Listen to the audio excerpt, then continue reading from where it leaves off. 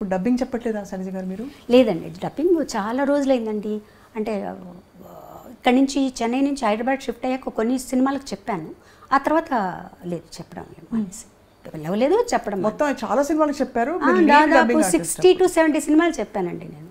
Actual అంటే అన్ని dubbing to dubbing, Malayalam dubbing, Kannada dubbing, Telugu dubbing, Telugu straight, Tamil straight. Malayalam మరేమా?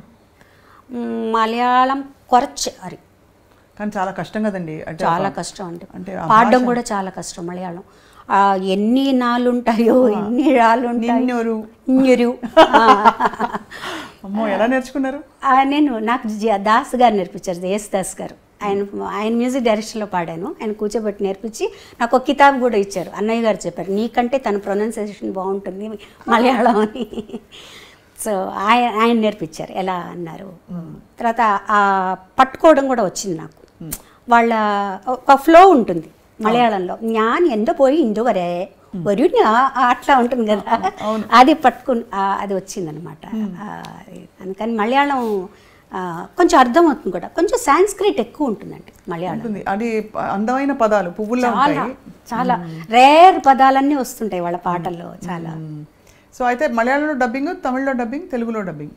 అంటే మలయాళం నుంచి తెలుగులో డబ్బింగ్ చెప్పాను. ఓహో, మలయాళంలో మీరు డబ్బింగ్? అయ్యో భలే వాళ్ళే, మలయాళంలో నేను డబ్బింగ్ చెప్పడం ఏంటండి. అంటే కన్నడ సినిమాలు, మలయాళం సినిమాలు తెలుగులో డబ్బింగ్ చెప్పాను. తమిళ్లో డైరెక్ట్గా చెప్పాను, మామూలుగా డబ్బింగ్ చెప్పాను సినిమాలకి. తెలుగులో యాజ్ ఇట్ ఇస్ మీకు తెలుసు. నిన్నే పెళ్ళాడతాలో అది అల్లరి పిల్లే కనిపిస్తుంది మీ డబ్బింగ్. ఆఫ్ కోర్స్ చాలా సినిమాలు మీరు, కానీ ఈ రెండు మీరు కంటిన్యూ చేస్తున్నప్పుడు మీరు డైరెక్ట్గా అడిగేసేవారా నాకు దిస్ మై రెమ్యూనరేషన్ అని? అంటే కొంచెం జంక్ ఉంటుంది కదా మనకి. నేను నా రెమ్యూనరేషన్ గురించి నేను ఎప్పుడు అడిగేదాన్ని కాదండి, టు బీ ఫ్రాంక్. నిజంగా అది ఒక్కసారి నాకు మైనస్ కూడా. అవును, ఎందుకంటే విఠల్ గారు ఉండేవారు, బాలు గారు, ఆయనే చూసుకునేవారు. ఆయన వెళ్ళిపోయిన తర్వాత కూడా నాకు ఇంత అడగాలి, ఇంత చెప్పాలి అది తెలీదు నాకు. అవును, తెలీదు. ఆ తర్వాత నెమ్మదిగా నేర్చుకున్నాను అనమాట. ఫీల్డ్లో ఉండాలంటే మనం తప్పదు కదా, మనం మన కష్టానికి ఫలితం కూడా ఉండాలి కదా అని చెప్పి. సాధన అండి అసలు డబ్బింగ్ చెప్తే వాయిస్ చాలా స్ట్రెయిన్ అవుతుందండి, చాలా స్ట్రెయిన్ అవుతుంది. పాడడానికి కూడా రఫ్ అయిపోతుంది వాయిస్. ఒకరోజు డబ్బింగ్ చెప్పి ఆ రోజు సాంగ్ పాడాలంటే కొంచెం కష్టంగా ఉంటుంది.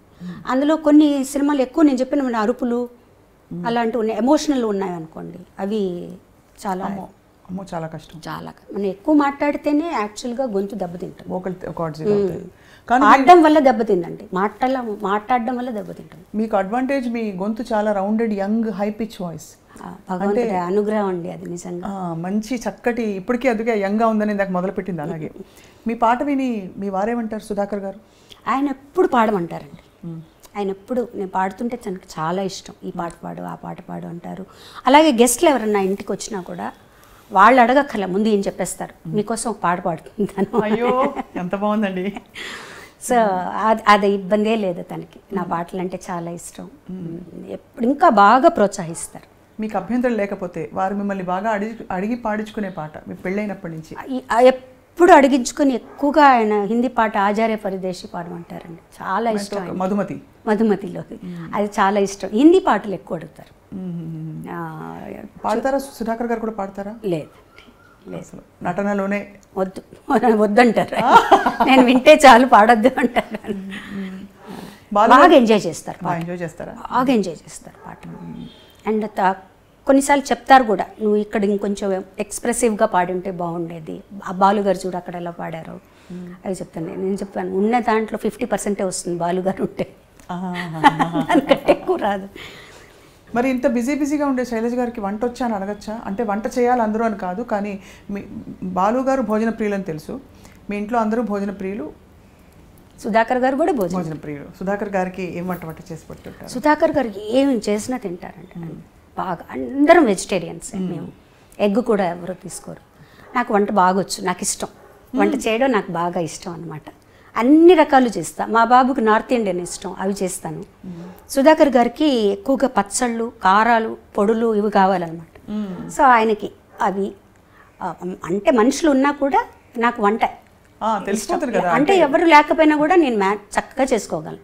ఎవరి మీద ఆధారపడక్కర్లేదు వంట గురించి. కానీ ఏ విషయంలోనూ ఎవరు లేకపోయినా గడపగలగాలి కదండి ఫస్ట్. అవును అవును అవును. సో వంట పెళ్ళైన తర్వాత నేర్చుకున్నాం. మా మామగారే నాకు కుక్కర్ పెట్టడం నేర్పించారు. అరేంజ్ మ్యారేజే కదండి? అరేంజ్డ్ మ్యారేజ్ అండి. అదే ఇప్పటికీ అందరికీ అదే డౌట్, అరేంజ్డ్ మ్యారేజా లవ్ మ్యారేజ్? అరేంజ్డ్ మ్యారేజ్ మాది, పక్కా అరేంజ్డ్ మ్యారేజ్. కానీ బాగా ష్యూర్గా ఎస్ అని అనేసారా, లేకపోతే ఎలాగో అందరు అమ్మాయిలాగా ఇంట్లో చెప్పారు, పెద్దవాళ్ళు చెప్పారంటే మంచిగా చెప్పారు నొప్పేసుకున్నారా, లేక మీరేమన్నా? అంటే నన్ను అడగడం అంటూ ఏం లేదండి. మార్నింగ్ లేపి వాళ్ళని ఎంగేజ్మెంట్ అన్నారు అంతే. అలా అంటే నాకు అంటే చాలా సంబంధాలు ఎక్కువగా నాకు అమెరికా సంబంధాలు అలా వచ్చేవండి. నేను ఎప్పుడు చెప్పేదన్నమాట, అమెరికాకు వెళ్ళే క్వశ్చనే లేదు, నేను చెన్నై దాటి వెళ్ళను ఎక్కడికి, అన్నయ్య వాళ్ళ ఇంటి దగ్గరే ఉండాలి. ఇవన్నీ అన్న తర్వాత మా అమ్మగారు మా అన్నయ్య వెళ్ళి, మా అమ్మగారు చెప్పారు మేము ఊరికే వెళ్ళి చూసి వస్తాం, వాళ్ళ ఫ్యామిలీ ఎలా ఉంది, శుభలేఖ సుధాకర్ ఫ్యామిలీ వాళ్ళు ఎట్లా ఉన్నారు చూస్తాం, మనకు నచ్చితే మాకు నచ్చితే అప్పుడు చెప్తామన్నారు.